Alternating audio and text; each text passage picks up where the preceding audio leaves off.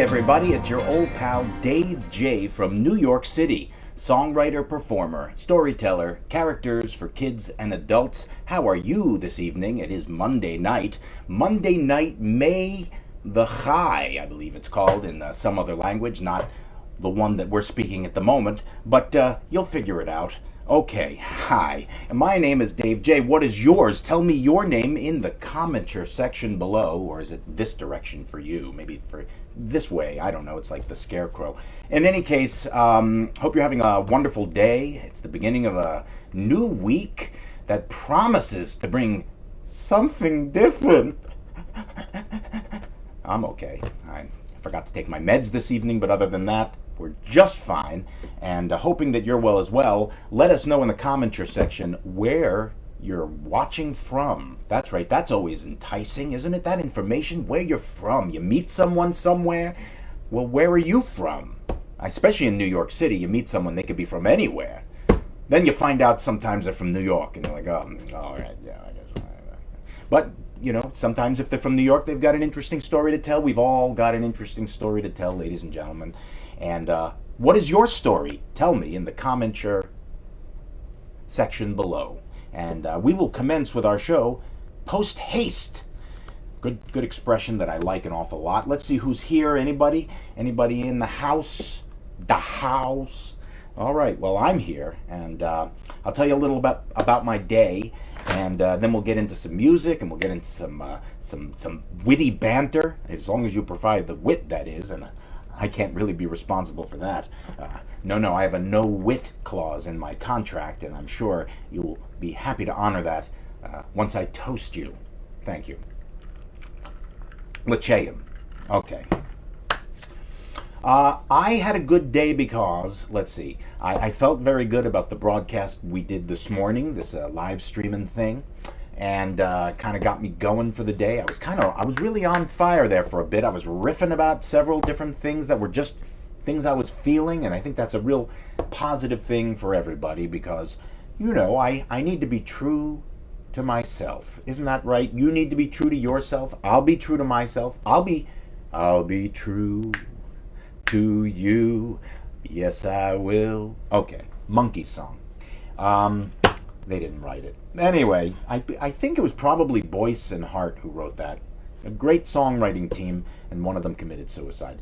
Not unlike Lewis and Clark. I was just watching something on the TV over my shoulder over there the other day on the weekend about Lewis and Clark. God, I love Lewis and Clark. I love that whole story. I have their book and everything, their journal.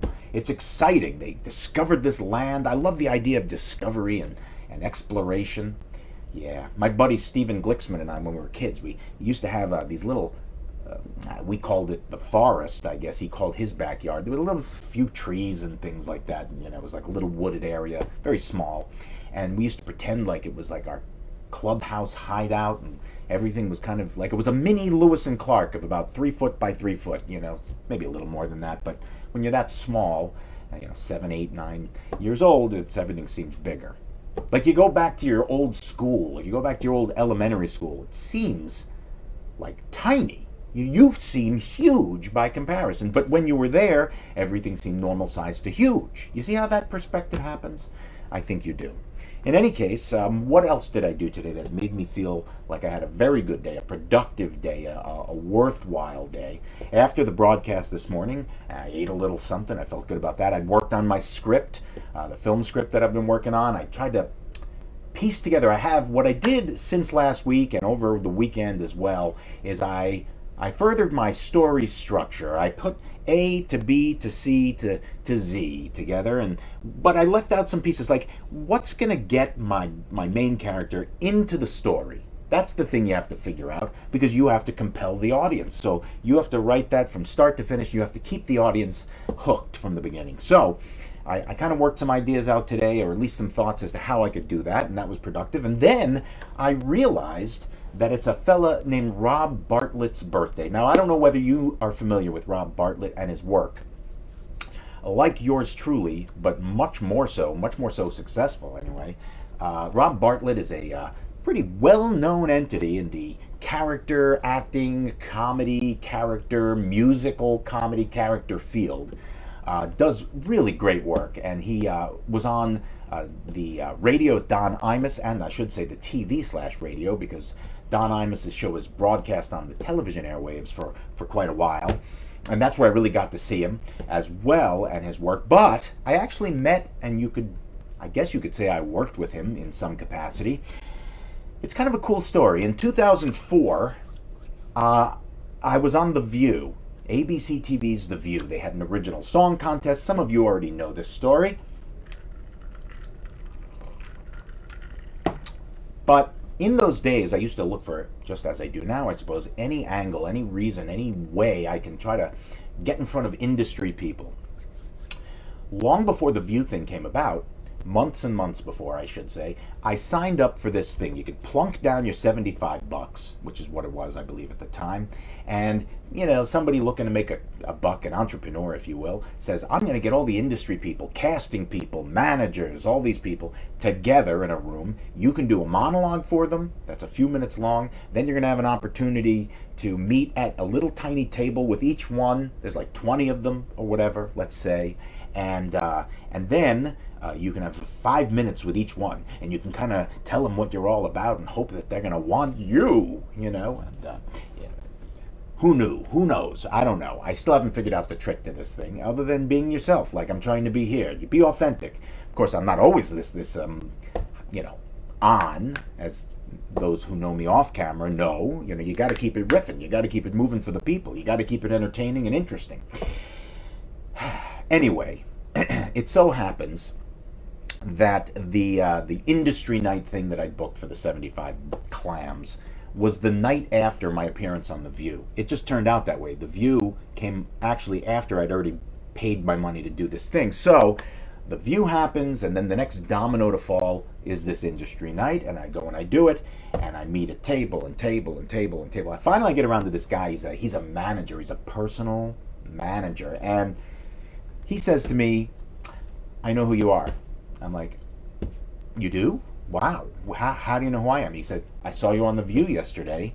He said, well, let me start by saying your monologue was terrible tonight. I was like, oh, how come? I'd love to learn from your perspective. Why?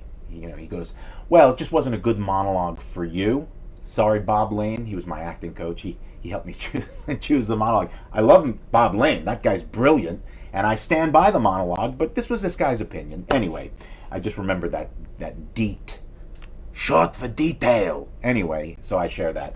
But anyway, he says, but I'm a personal manager, and I do this thing, Connecticut Comedy Festival, and you should audition for it when it comes around again, and because I think you'd be good on it, blah, blah, blah.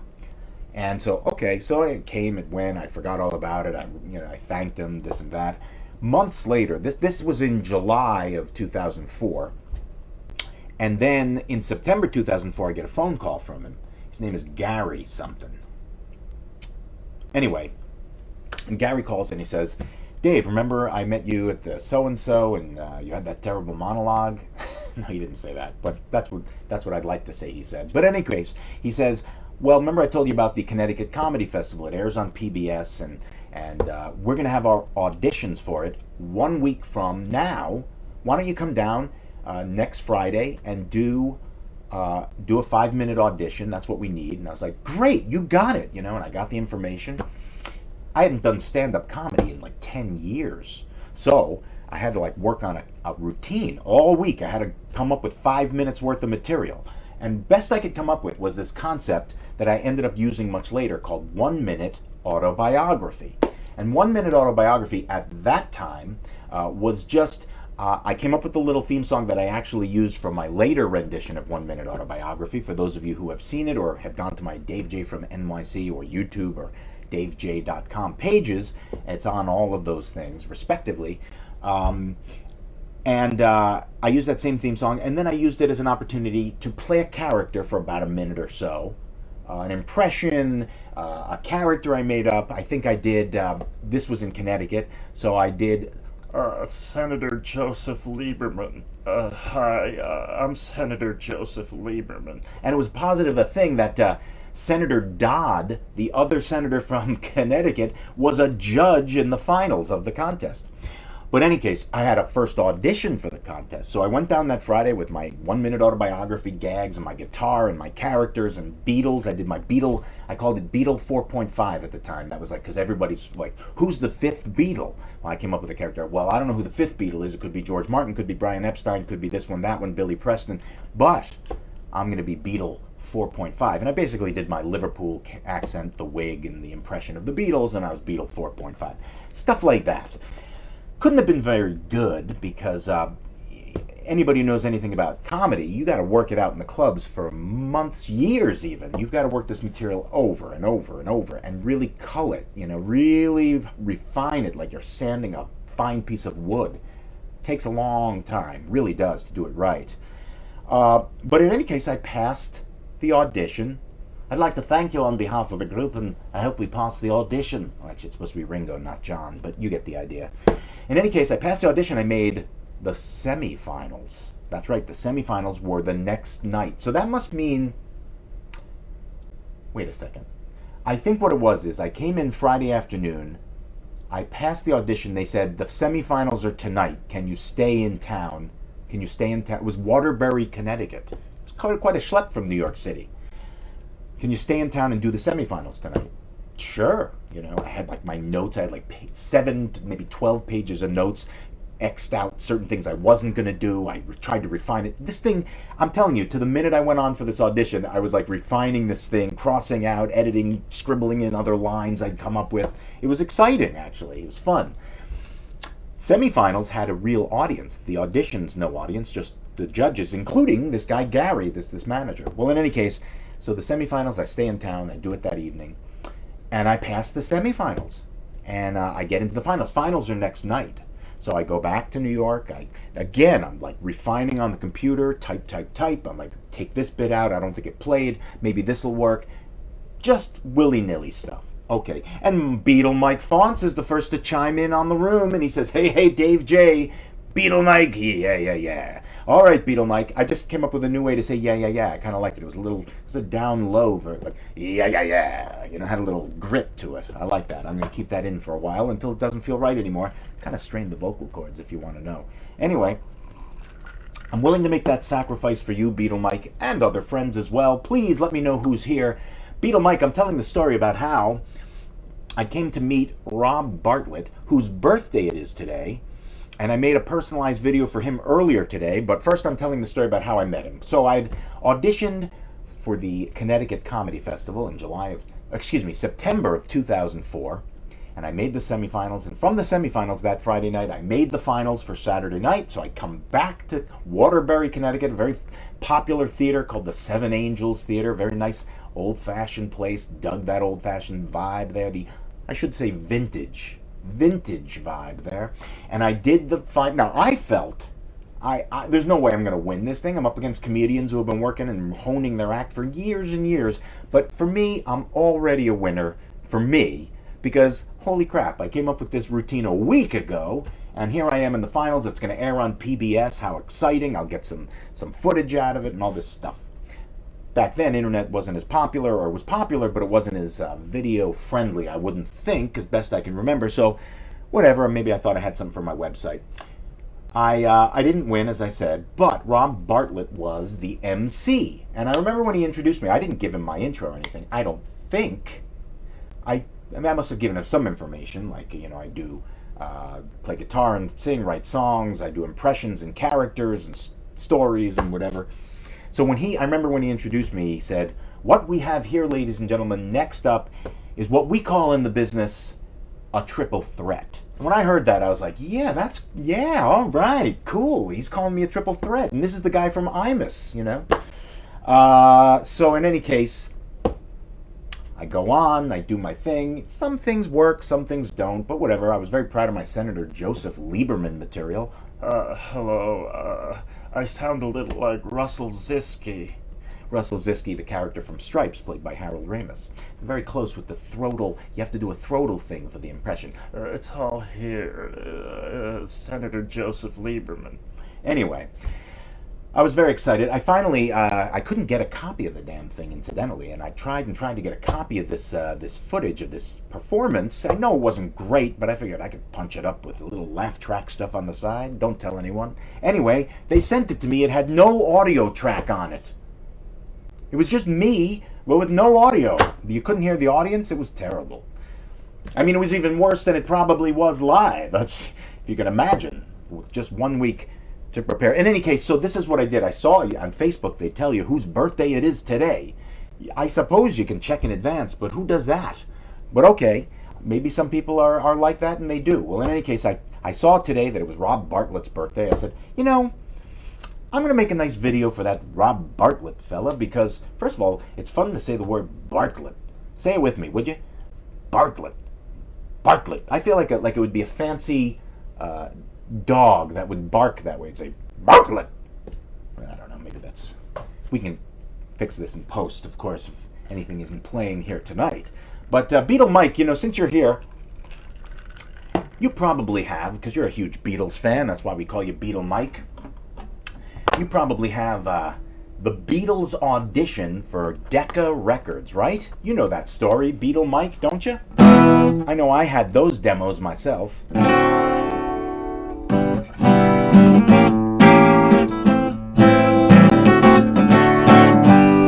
So the Beatles did a lot of songs. They go January 1st of 1962, I believe. Was that 61? No, that was 62. They go to London in their rickety old van or whatever. Maybe it wasn't so rickety. What do I know? And they audition for Decca Records, and they're told, sorry, boys, guitar bands are on the way out. Ha! Ha ha ha ha. And later on, all these bootlegs came out of all these great little recordings of the Beatles that basically give you an idea of what they must have sounded like live. And one of the songs, I believe this was George Harrison's lead vocal, was called the Sheik of Araby. I'm the Sheik of Araby. Beatle Mike knows the date, January 1st, 1962. At night when you're asleep, into your tent I creep. Hello. The stars that shine above will light the way to love. You'll rule this world. I'm the Sheik of Araby. Now, I learned this song because I play all these assisted living facilities, or at least I did before this COVID thing. I'm like being like Neil Simon's Brighton Bart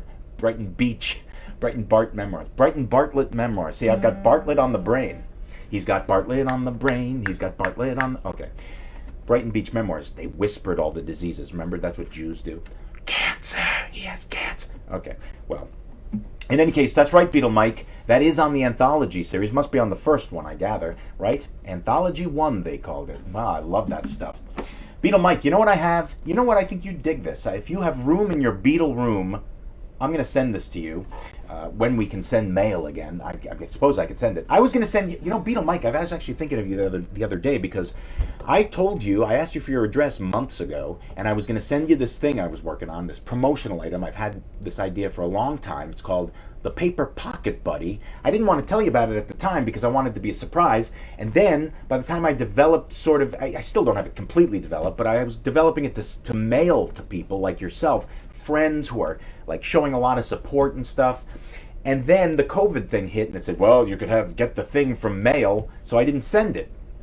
That's the only reason I didn't send it. I'm a very conscientious fella, and I want you to know you still have one with, like, perhaps even the first one with your name on it. It's coming to you. But I was just thinking now, when you mentioned anthology, that I was living in New York City at the time in the mid to late 90s. It was 96 when the Beatles anthology came out, and and I'll address your comment in a moment, Beatle Mike.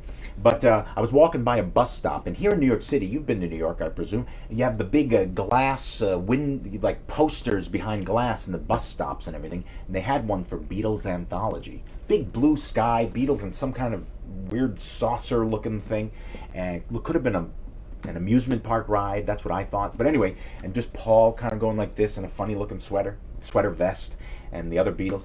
And around I would say it was around the Magical Mystery Tour era, this picture, and maybe Sgt. Pepper. And anyway, I've had this. I managed to get this poster from the bus stop. I said to the guy, he was putting the poster in the glass when I was walking by. I said, "How can I get this poster? When you're done with this promotion, how can I get this poster?" He said, "Here's my phone number. Give me a call, or here's my email," or whatever it was at the time, and I'll make sure that you get it if you contact me. And I got it. And I had it in my the poster up in my apartment for many years, but now I'm married. There's not enough room for that kind of crap, right? So it's like Michael Scott when his girlfriend moved in. He couldn't keep the neon sign up anymore. Maybe he did, but he couldn't because then he sacrifices for the lady. You know how it is. So now it's up in my storage space up there somewhere, and I tried selling it because why not try to make a few bucks on it? On one of these Beatle things for sale sites on the Facebook, there's a page. But you know what? I just realized. Yes, Terry, I started without you, but don't worry, I held your spot. Can I move my foot now so you can come on in? Yep. Terry Z gets cutsies. That's right. And Beatle Mike, as he was pointing out, not only is it fantastic, he says that being turned down got them to George Martin. See, you highlight another amazing point, Beatle Mike, that the Beatles story, I always like to joke that, people of the religious ilk like to point out, with all due respect I say this, of course, that Jesus is the greatest story ever told, so-called, right? With all due respect, I'm sure it's a great story, obviously, many people think so, but anybody who knows the Beatles story has to know that the Beatles' success story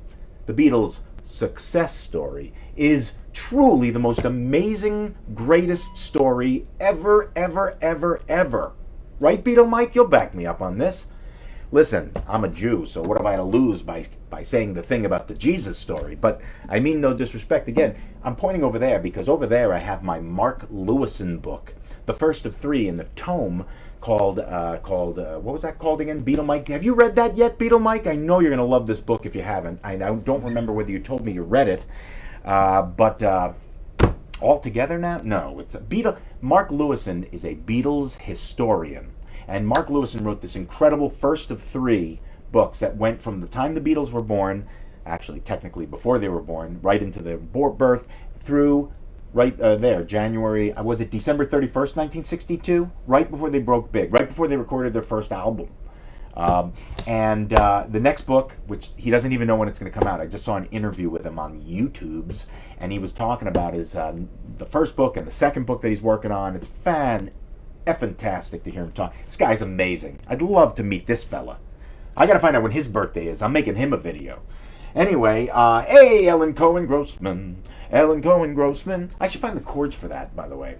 Terry Z has he's like Bob Uecker, front row. Ellen Cohen Grossman. Ellen Cohen Grossman.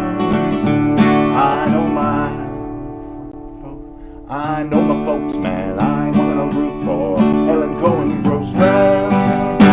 Ellen Cohen Grossman. She is here to hear a show and participate. And she's not too late to say, Ellen Cohen Grossman. Hey, I told my postman about Ellen Cohen Grossman. She made it finally. Okay, just made that up, and it's going to be a big, big hit in the year 4722, of course, in the middle of peak skill. Okay, got to use the P's and K's. All right, Beatle Mike put me in a Beatle mood. Just by his very presence, I'm suddenly in a Beatles mood. Ooh, and since we're doing rare Beatles stuff, here's another thing that undoubtedly was on one of these anthologies. This is one I used to play in one of my early bands as a young adult. We were called Splat, S-P-L-A-T apostrophe. And we used to cover, we did the harmonies and everything. We did the early version, the relatively unknown version of the Beatles, One After 909, one of the first songs written by Lennon McCartney. It goes like this.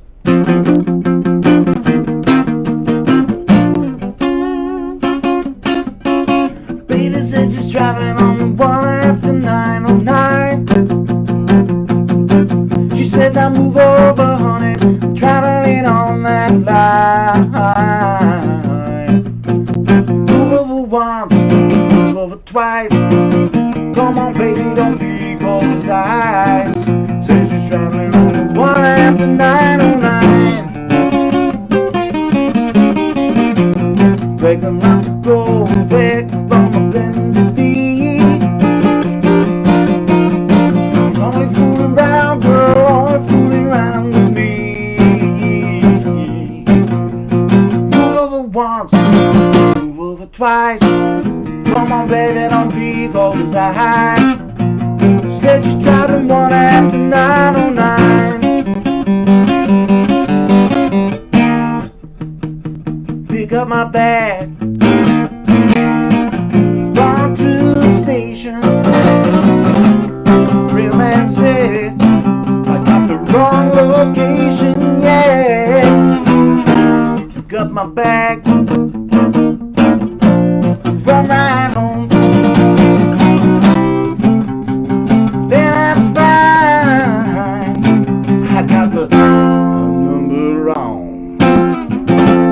Baby says she's traveling one after 909. Move over, honey, traveling on that line. Move over once, move over twice. Come on, baby, don't be cold as ice. Traveling on the one after. Said she's traveling on the one after 909. Said she's traveling on the one after 909.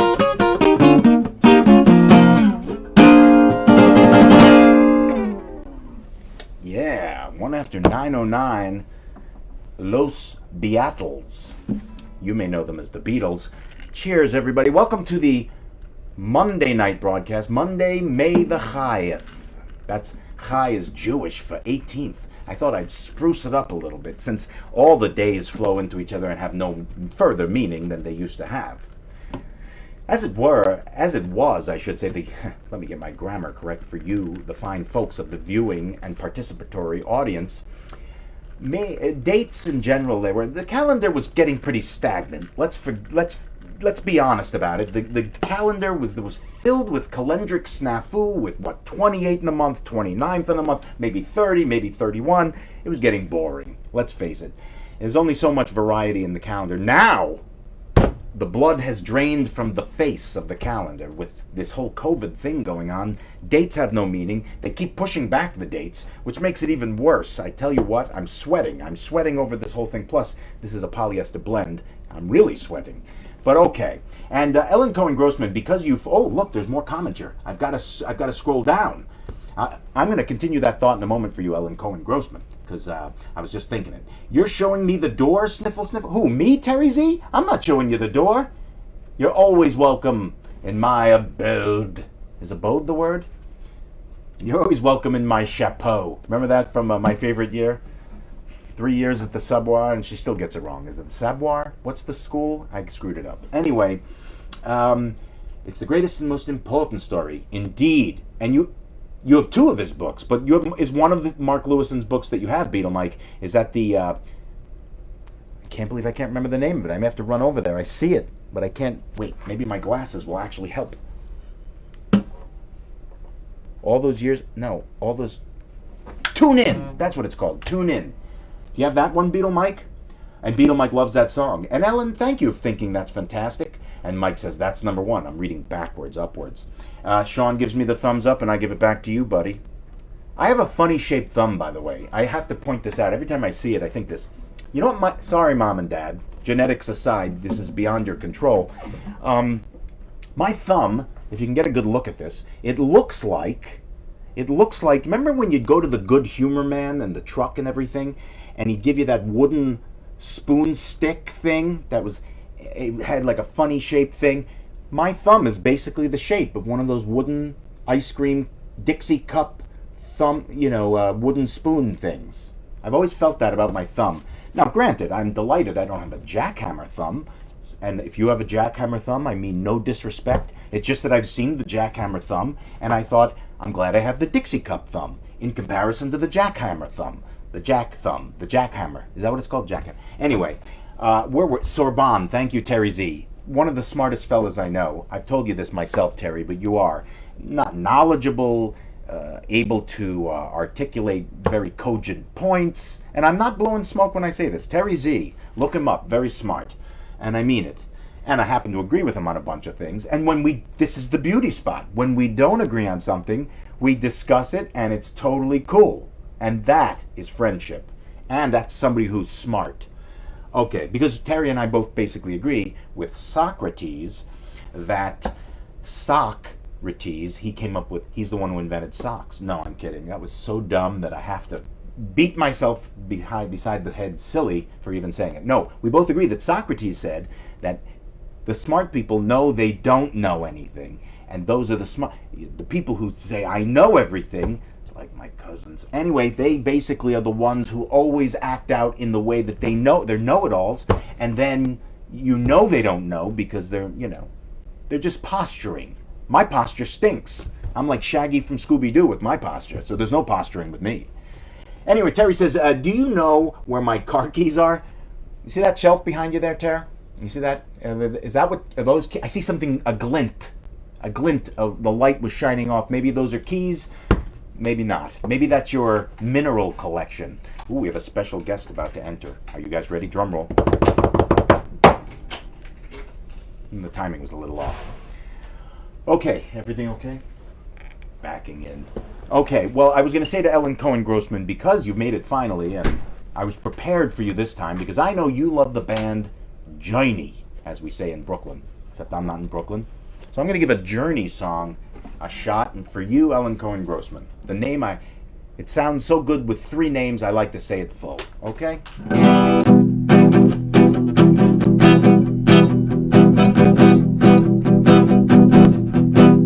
Here we stand,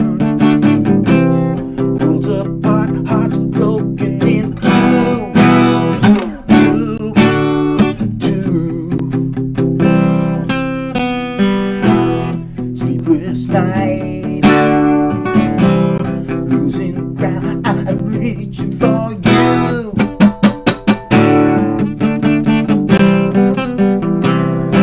This is the song, besides what happened in Caddyshack, that made me a fan of Journey, because that's the first time they had haircuts and stuff, and I thought, this is a new Journey. What's going on here?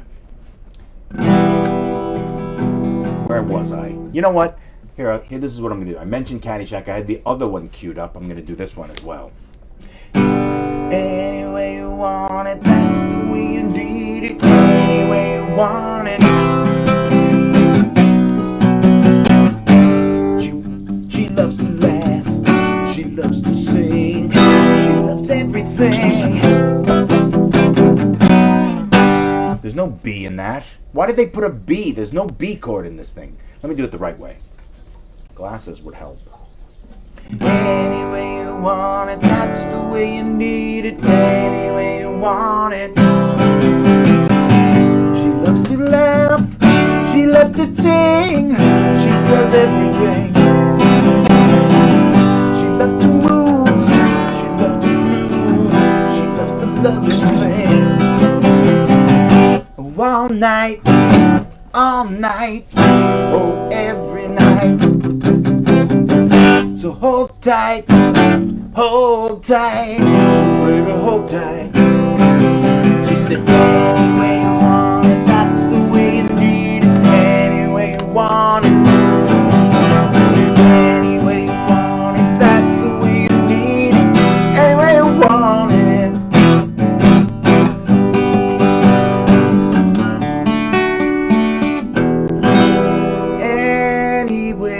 Want it. Isn't that from Burger King? Any way you want it. Isn't that their thing? 2 all beef patties, special sauce, lettuce, cheese, pickles, onions on a sesame seed bun. any way you want it. I had a t-shirt as a kid. It was a hand-me-down from my brother. I'm sure my mom got it as an iron-on at Bobby's Boys. But it had a shirt and it had a picture of a hamburger and it had the words, 2 all-beef patties, special sauce, lettuce, cheese, pickles, onions. Was there more than that? And then on a sesame seed bun. And it was on a sesame seed bun, these words. Do you remember that? I have a lot of memories of my childhood, folks. Sorry that wasn't a little more polished for you there, Ellen Cohen Grossman. But I appreciate you playing along and all that good stuff. So that was for you there. Let's see who else we got here and what else is happening. Hey, you're welcome. I'm glad you love that. Gosh, 'cause, it was a little rough, I tell you. I have high standards. I consider myself a professional, and well, when it's not perfect, you're hard on yourself as an artist. That's right, Beatle Mike. My guitar teacher, Andy Flavel, sent me an instant message just earlier today, letting me know about the poor fate of old man Eddie Haskell. Eddie Haskell was on Leave It to Beaver, the sitcom from the 50s, there with Leave It to Beaver with oh gee Wally and all that. Beatle Mike, did you grow up with this program? Did you watch it when it was live? Did you watch it when it first aired? I mean this with wonder is what I mean this with. Wow, it's kind of like in Back to the Future. So I was about a year from graduating from high school when Back to the Future came out, and Bobby's Boys, David Pack remembers that. How you doing, Dave? Welcome. Dave, I think you're making a lot of cogent points regarding what's going on in the world, in our country today. I wanted to acknowledge that. I don't like to kind of comment too much on it. I don't like to wax too political there, where it sticks and everybody sees it. It's just, I'm a little, I don't know why. Maybe it's just I'm a little bit of a wuss about it. Maybe not. Maybe I'm just trying to be cautious. That's the idea. But Dave Pack, good man. Anyway, yeah, whatever I was just saying. Eddie Haskell, and Back to the Future, and then they showed, I think it was Gleason, wasn't it? Like the Honeymooners, and and Marty McFly says, "Oh yeah, I remember this one. How could you remember this one? It's live. It's just airing for the first time now." It's like, anyway, I don't know where the hell I go with these things. They're diatribes. They're uni tribes. If you clamor in, then it's maybe diatribe, dialogue, diatribe. Anyways, yeah, I'm doing all right, Dave. I mean, I'm going crazy, but then that was at foot long before this whole COVID thing. I'm just going crazier. It's kind of a mixed bag with me. How are you doing, Dave Pack? Dave Pack and I went to Hebrew school together, as well as some of the Mount Pleasant Junior High School and Livingston High School.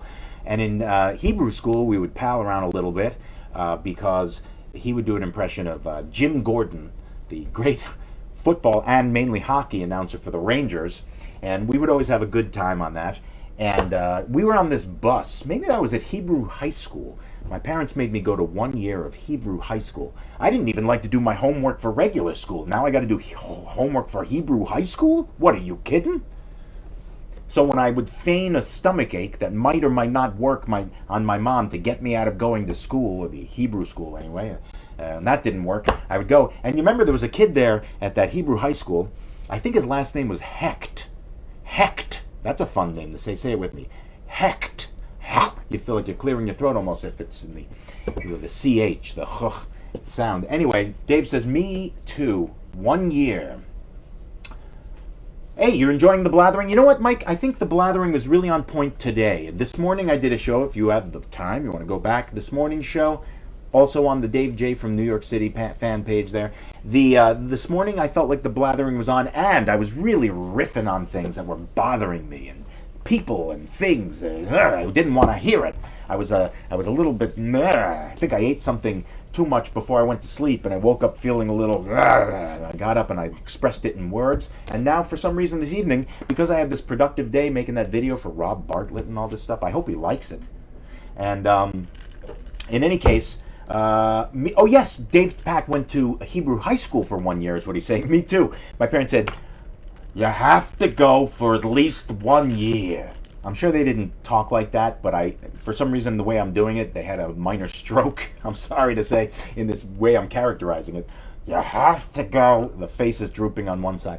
You have to go for 1 year. And I said, okay. And I was like marking the days of the calendar. But this guy, Hecht, I don't remember his first name, but he was a nice kid, tall, skinny kid. We started a football pool there in the Hebrew high school. Maybe it was just him and me. We would bet every week on every football game. And I'm sure it was just for something like $1. It couldn't have been for much. But or maybe we didn't even do it for money. We just did it because we both love football. Dave, I don't think you knew about this. Maybe you did. Maybe you didn't. I was not, I mean, look, I liked Seal Seiden's class. Remember that lady, Seal Seiden? She taught a very informative class about the Holocaust. Sorry to bring down the room. Never forget. Anyway, David Pack says, you got it. Hated that bus ride. Oi. That's right. Yeah, that bus ride. You know what I used to do to entertain myself? And this was cruel of me, and I deserved to be flogged 2 times from Sunday for it. But I'm going to announce it, because I'm that type of guy. Socrates and all that. I'm going to admit my faults. There was a guy in our class named Todd Eisenberg. Do you remember Todd Eisenberg? He was a real nice kid, but obviously, maybe there were possibly, I don't know, I didn't get a look at his file. There might have been some developmental delays. That's the way in retrospect, that's the way it always struck me, right? And I would go to the movies with this kid. I think Todd would call me up. He'd say, you want to go to the movies? And I'd be like, I do want to go to the movies. And then our parents would drive us and we'd go, and then we'd go to the movies. And I think we saw Love at First Bite with Richard Benjamin. Anyway, on that bus ride to Hebrew High School, Todd Eisenberg would be there, and I think he played the drums. Okay, I was already taking guitar lessons by then. And so he would point out to me all the time, you know, I play the drums. And I'd be like, oh yeah, what do you play? And then he'd start singing the Hall & Oates hit. What was that Hall & Oates hit? Private Eyes. No, it was the other one. It was the other one that sounded a little like Private Eyes. It was, oh no, don't know. What was I gotta look it up, because he would play the drums along, and he would do it like this, and it was so funny. I'm sorry to laugh at the people with the issues there, but it was very funny. It was comical the way he would do it. Whether or not he had issues, he could have done it making fun of people with those issues. I don't even know now in retrospect. But yes, class, Dave. Yes, Holocaust class. That's right. Yes, you were in that class with me, maybe? Seal Seiden. I actually learned a lot from that class. You know what, actually, something that just occurred to me I remember from that class? God, I don't want to say fun fact. There was no fun fact about that thing. But you know, basically, she taught us that people always like to repeat the epithet, the thought, the idea, the phrase that history repeats itself, so you should learn from history. But Seal Seiden pointed out in the Holocaust class that in this case, this was not true. This was the opposite, because at the time when the Jews felt, you know, they were being sort of corralled into their little community there. It's not the word that I was thinking, but that's basically what it was. They shouldn't have all gotten together in that one little area, because that made it easier for the German. I'm sorry what I'm bringing the show into, for God's sakes. But that's what she taught. But that's important. Look, you get education in this show too. You don't just get comedy and wackiness and the hijinks comedy adventure that ensues in music as well, and all sorts of things, and banter, but you get some very serious, important knowledge. Knowledge, I like to pronounce it, because I can't be entirely serious, you know that. Let's play some music. I'm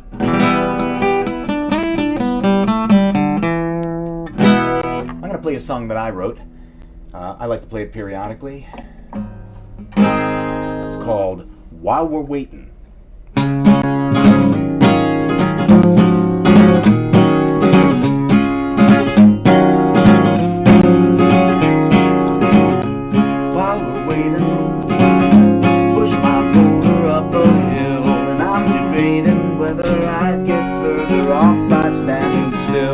While we're waiting for acknowledgement from anyone, some needed more than you. Didn't get enough when they were young.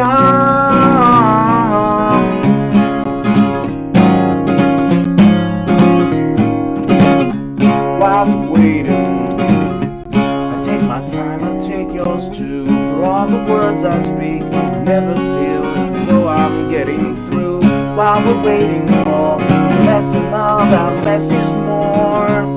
I'm guessing it's calamity, danger you adore. And what for? Window closing, you can still open doors.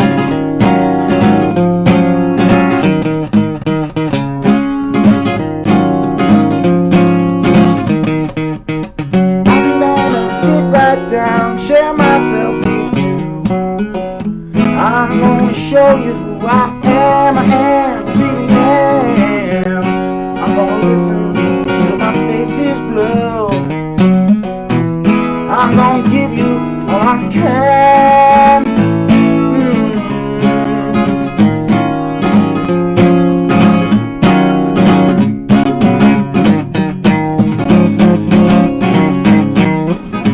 While we're waiting, tell you what I'm gonna do. I'm gonna sit right here and stand in line with you and you and you. So while we're waiting, I glance around, there's lots to see.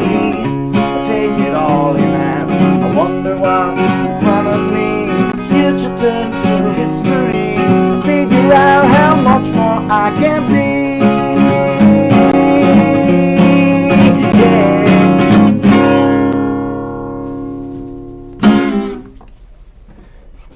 That felt pretty good. Get off my chest, because stand in line with you and you and you. Go to a supermarket today and you'll know exactly what I mean.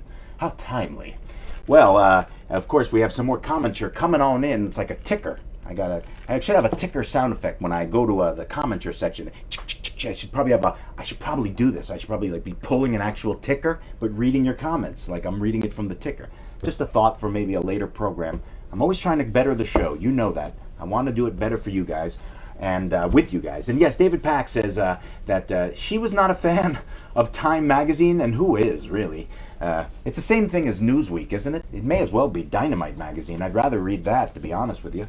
But why wasn't she a fan of... I thank you for the applause, Ellen Cohen-Grossman. I am gratified. Faber College, knowledge is good. How about that horse scene? Isn't that just great? We're talking, of course, about the John Belushi classic, Animal House, Faber College. What was that? My favorite scene probably was in the dean's office when they're put on double secret probation, you know? And and one of them has a grade point average of, then one has 0.0, and one anyway, I forgot exactly. I have to look it up. I'm not prepared. You caught me. Ajar. Is that possible for a human being to have a mind that's ajar? I believe it is. In any case, mine was probably brought over to my head in a jar, labeled Abby Normal, to quote another film. But anyway, David Pack says, thought it was Steele Sidon thought that Time magazine was anti-Israel, and they probably were. You know, even though the Jews run the media. I'm sorry, I couldn't resist because, you know, there's a difference with the left-wing Jews and the ones who, because of the ones who run the media, and then you know what I'm saying. If you're like Socrates, just think Socrates, and you'll be fine. Anyway, fat, drunk, and stupid is no way to go through life. Yes, that was one of the great lines in that scene. So many great scenes, though, really, right? Just so many great scenes. Oh, my God. Now, wait a minute. You make me want to shout. Shout. I've never played it before. Shout in my hand.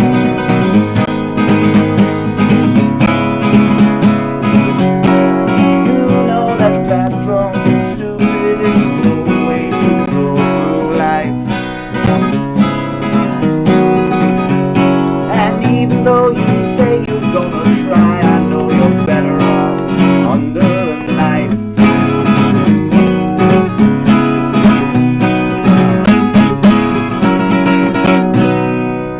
Writing a song on the spot. I'm not sure how well it went.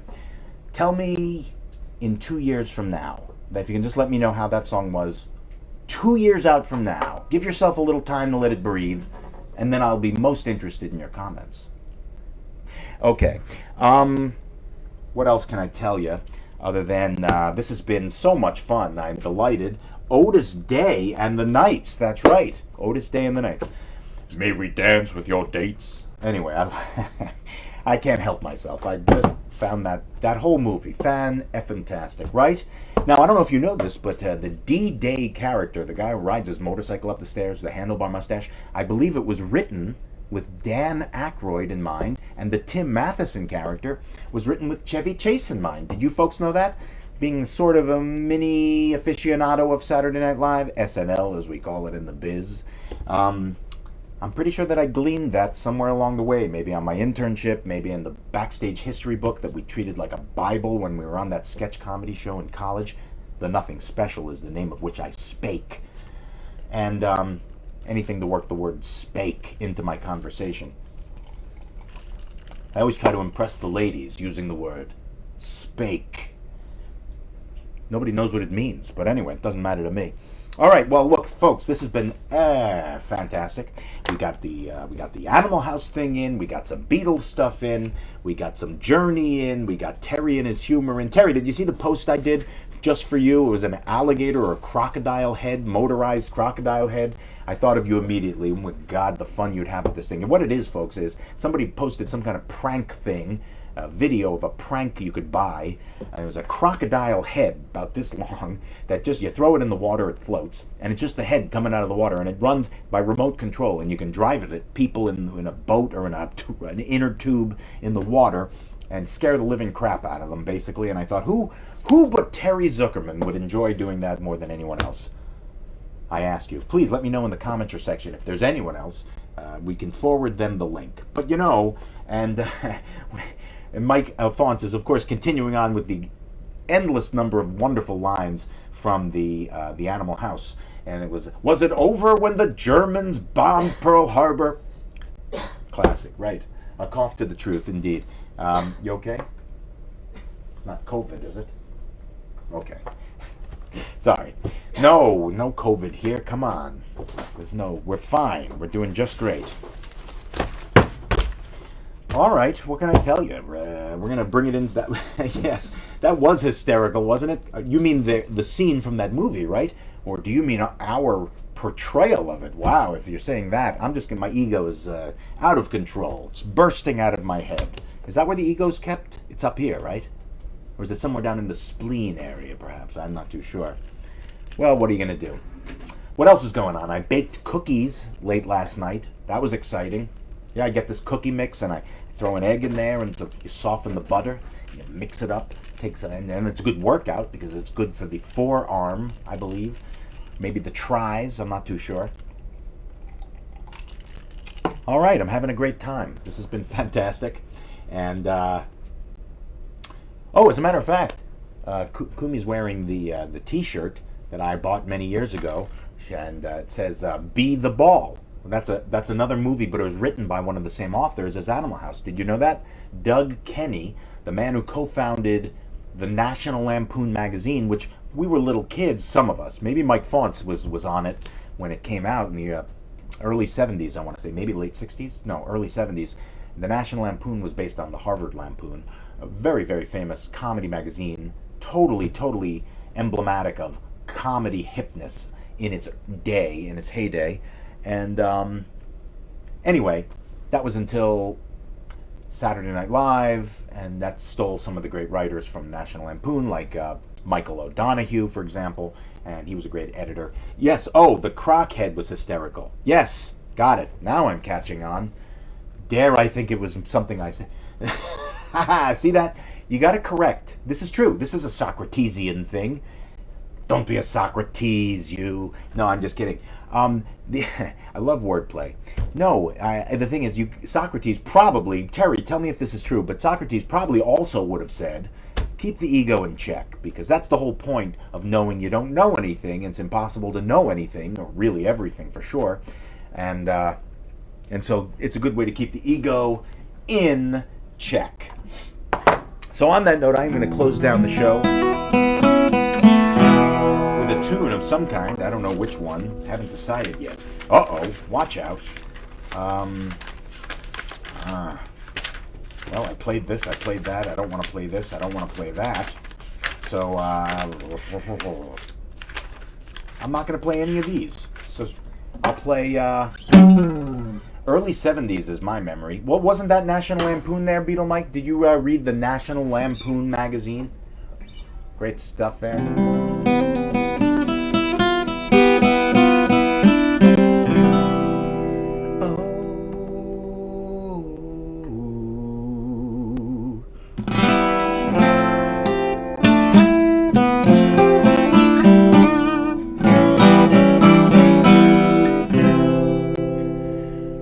Somewhere over the rainbow. I just realized I have some music up here on my screen that I've been meaning to play for a long time, and well, this is a great Beach Boys tune. I haven't practiced it in a while, but good to my baby, good to my baby, good to my baby.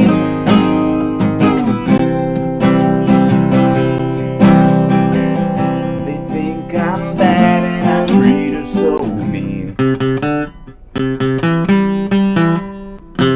Let me get that right.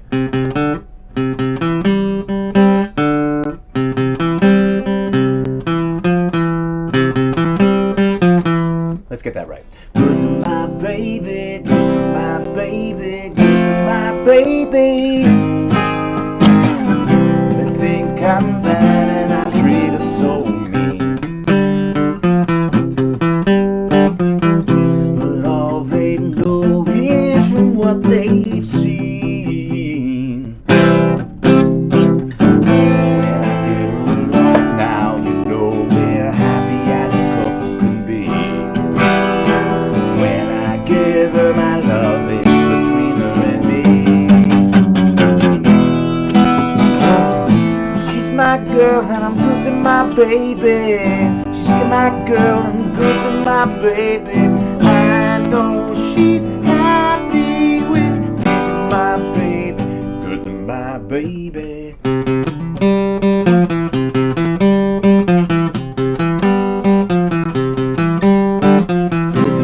Baby, ooh, my baby, my baby. Well, that probably deserves more practice, but we do things off the cuff here. This very cuff, in fact. It's been a pleasure, ladies and gentlemen, boys and girls, friends of all ages and types and sizes and all these good things. Yes, all Beach Boys songs are great. Indeed, Beatle Mike, I love me some Beach Boys. Don't get enough credit, I'm afraid. Love you guys. This has been a blast and a half, more than just one blast, you know. And I will be back, not tomorrow. Tomorrow's Tuesday. Tomorrow, I'm going to continue work on my script and other promotional things and content and other things like that. And Wednesday morning, I will be back. Wednesday morning at 8:30. That's when my day begins. 8:30 Eastern Standard Time on Wednesday morning. I will be back. If you'd care to join me, I'd love to have you there. And thank you so much again for tuning in. And then, of course, we'll be back Wednesday night as well. Then Friday morning and Friday night accordingly. You guys are the best, and I love you all. This makes me so happy. This really does give me a little charge, a little buzz. It gives me some kind of purpose in this godforsaken, fakakta thing we're going through. Driving me crazy. I don't mind telling you. Please, hang in there. If you need anything, you need to talk, you need to connect, anything bugging you, please reach out, because I could use that too, quite frankly. So you are welcome for the great time, Ellen Cohen Grossman. You guys, you and all of our other friends here contributed to make it so. So I'm grateful to you. Have a good night, and I'll see you soon. I'm going to go enjoy some of those chocolate chip cookies I baked. Ha ha! Yeah!